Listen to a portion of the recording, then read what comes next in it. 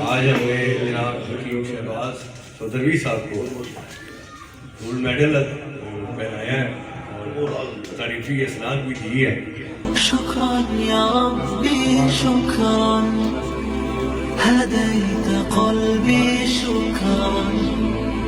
نورت ضربي شكرا شكرا يا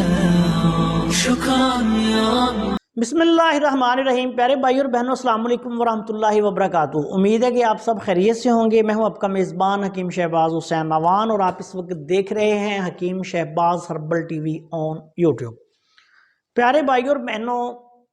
कुछ अतिब्बा इकराम की तरफ से मैसेज आते हैं, दुनिया भर से हमें मैसेज आते रहते हैं। अल्लाह के फजल करम से हमारा सोशल मीडिया पर जो नेटवर्क है, फेसबुक पे और यूट्यूब पे, ये पूरी दुनिया में देखा जाता है। तो बहुत सारे शायकीन तिब, बहुत सारी अहम शख्सियात और बहुत सारे हमारे ऐसे बहन भाई जो फ़ॉरेन में मुख्तलिफ दुनिया के मुल्कों में रहाइश पजीर हैं, वो भी मैसेज करते रहते हैं। तो एक मैसेज जो है वो बहुत सारे दोस्तों की तरफ से था कि जो पुराने अमराज हैं, जिनको क्रॉनिक डिजीज़ भी कहा जाता है, कि बहुत सारे पुराने अमराज, उनके मरीज़ जो हैं वो अक्सर शफायाब नहीं होते और उस वजह से बहुत सारे मरीज़ जो हैं वो बेचारे अपने घरों में पड़े हुए हैं। कई तिब्बा इकराम ने इंडिया से और भी कई मुल्कों से, पाकिस्तान से मुझे मैसेज किया कि ऐसे जो क्रॉनिक डिजीज़ में मुब्तला मरीज़ होते हैं, जो मुख्तलिफ पेचीदगियाँ हो जाती हैं, कुछ हमें समझ नहीं आ रही होती कि इसका इलाज कैसे करें, कौन सा नुस्खा इनको दें, तो फिर ऐसी सूरत में क्या किया जाए। देखें, ये बहुत अहम सवाल है और मैं आज इसका इंशाअल्लाह ताला इस वीडियो में जवाब दूंगा। इस सिलसिले में सबसे पहले मैं आपकी खिदमत में ये बयान कर दूं, बिलखसूस ऐसे लोग जिनका ये सवाल था, इनफरादी तौर पर मैंने जवाब नहीं दिया, वीडियो बना दी है इसलिए कि दूसरे भी बहुत सारे तबीब और बहुत सारे लोग जो हैं वो फ़ायदा उठा सकें। इस सवाल के जवाब में मैं अपने दादा उस्ताद जनाब हज़रत साबन मुल्तानी रहमतुल्लाह अलैह और जो मेडिकल साइंस की जितनी हमारी जो तिब्बी तारीख है उसके पहले मुजद्दद जनाब हज़रत साबर मुल्तानी रहमतुल्लाह अलैह, उनका एक कौल जो है वो आपकी खिदमत में पेश करता हूँ। देखिए, दुनिया में इलाज मुआलजा के बेशुमार तरीके हैं। जदीद मेडिकल साइंस से लेके जड़ी बूटियों के बेशुमार निज़ाम दुनिया में चल रहे हैं। कोई आयुर्वेदिक के नाम से चला रहा है, कोई चाइनीज़ तिब के नाम से चला रहा है, कोई तिब्बे यूनानी के नाम से चला रहा है, कोई कानून मुफरद अज़ा के नाम से चला रहा है। लेकिन याद रखें कि हज़रत साबर मुल्तानी रहमतुल्लाह अलैह की जो तहकीकात हैं, जिनको कानून मुफरद अज़ा कहा जाता है, इसमें जो हज़रत साबर मुल्तानी रहमतुल्लाह अलैह ने बयान किया है, आज तक दुनिया की कोई तिब, होम्योपैथिक हो, तिब्बे यूनानी हो, आयुर्वेदिक हो, जदीद मेडिकल साइंस हो, इलेक्ट्रो होम्योपैथिक हो, कोई भी तिब, चाइनीज़ तिब हो, इन तहकीकात के मुकाबले में कोई तहकीकात पेश नहीं कर सकी। इसी वजह से आज हज़रत साबर मुल्तानी रहमतुल्लाह अलैह का नाम जो है पूरी दुनिया में अल्लाह के फजलो करम से इज़्ज़त के साथ, एहतराम के साथ लिया जाता है। हज़रत साबर मुल्तानी रहमतुल्लाह अलैह ने अपनी किताब इलाज बिल ग़िज़ा में एक बहुत ही प्यारी सी बात की है। आप फरमाते हैं कि कोई भी सोजिश हो, इससे पहले मैं बयान कर दूं कि हज़रत साबर मुल्तानी रहमतुल्लाह अलैह ने जो किसी भी मर्ज का बायस एक बुनियादी चीज़ करार दी, वो सोजिश को करार दिया। और ये जो सोजिश वाला नज़रिया है, सोजिश व उराम, ये हज़रत साबर मुल्तानी रहमतुल्लाह अलैह ने तफसील के साथ بیان کیا اور یہ ثابت کیا کہ دنیا کا کوئی بھی مرض ہو سوزش سے شروع ہوتا ہے۔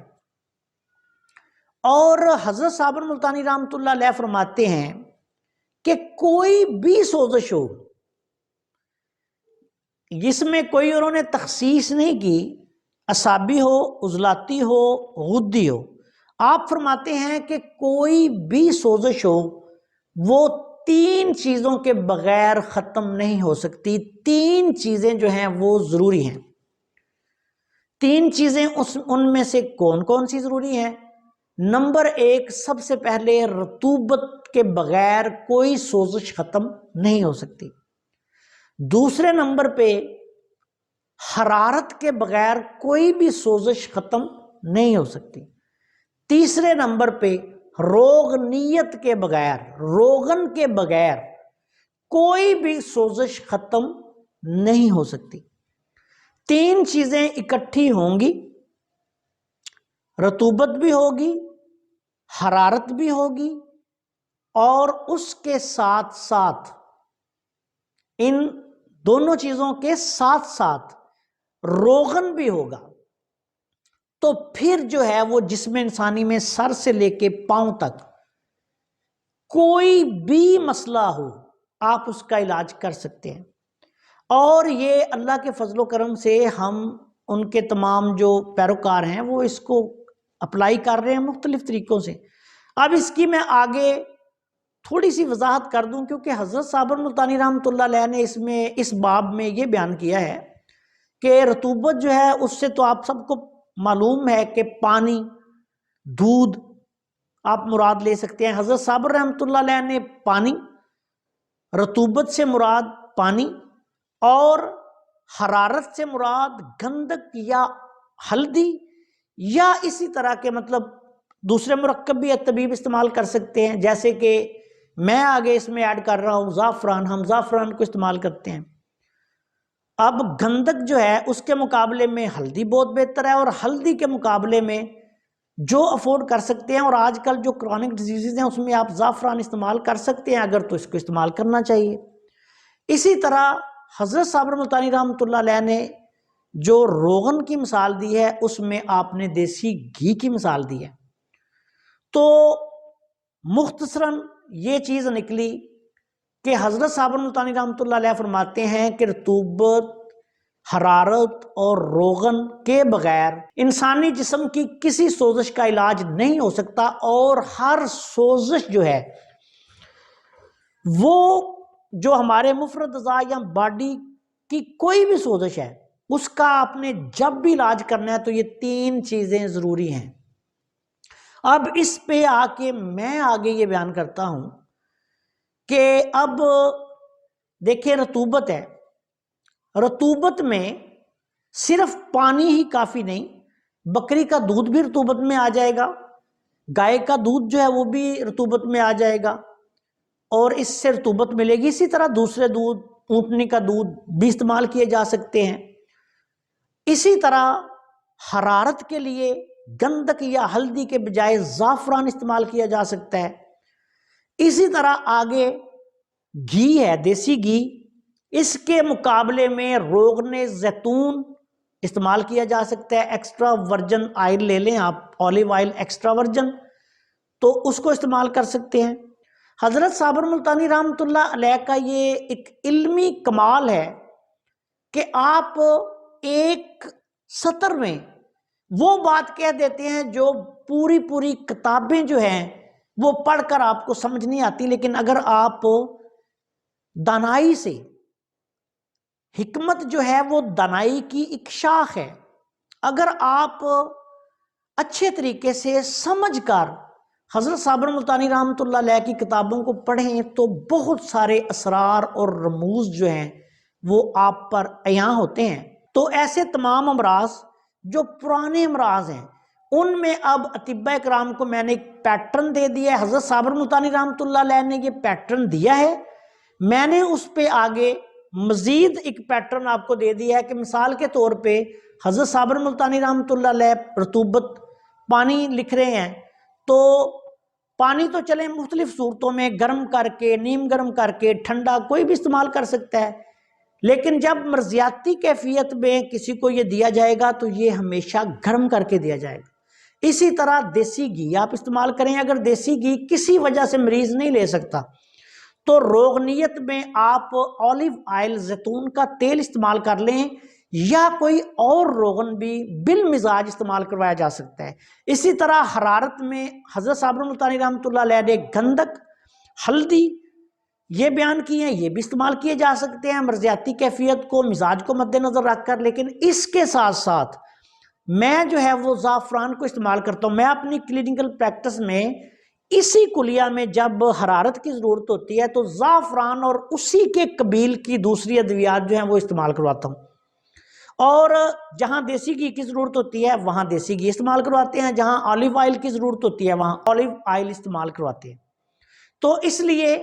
جتنے بھی طبیب مجھے یہ میسج کر رہے تھے کہ کرونک ڈیزیزز میں ہم کیا کریں، تو یاد رکھیں کہ حضرت صابر ملتانی رحمۃ اللہ علیہ نے بہت بڑا یہ کلیہ اور قاعدہ بیان کر دیا ہوا ہے۔ اب جو اطباء کرام ان کے اس کلیے اور قاعدے کو سمجھتے ہیں، وہ ان کے بے شمار شاگرد، ان کے آگے شاگرد، میں بھی الحمدللہ میرے بھی وہ دادا استاد ہیں، تو میں بھی اپنے روزمرہ پریکٹس میں ان چیزوں کو استعمال کرتا ہوں۔ لیکن یاد رکھیں کہ اس صورت میں جب آپ نے رطوبت کا مرضیاتی کیفیت میں استعمال کرنا ہے تو اس کو گرم کر کے کرنا ہے، گھی اس کو بھی گرم کر کے کرنا ہے، زیتون کے تیل کو آپ گرم نہیں کرنے کی ضرورت، اس کو ویسے بھی استعمال کر سکتے ہیں۔ اسی طرح گندک، ہلدی، زعفران یا اسی قبیل کی دوسری ادویات ان کو بھی آپ استعمال کر سکتے ہیں۔ اس نقطے کو، اس کلیے کو، اس قاعدے کو آپ سوچ سمجھ کر اگر استعمال کریں گے تو اللہ کے فضل و کرم سے ہر پیچیدہ سے پیچیدہ بیماری کا علاج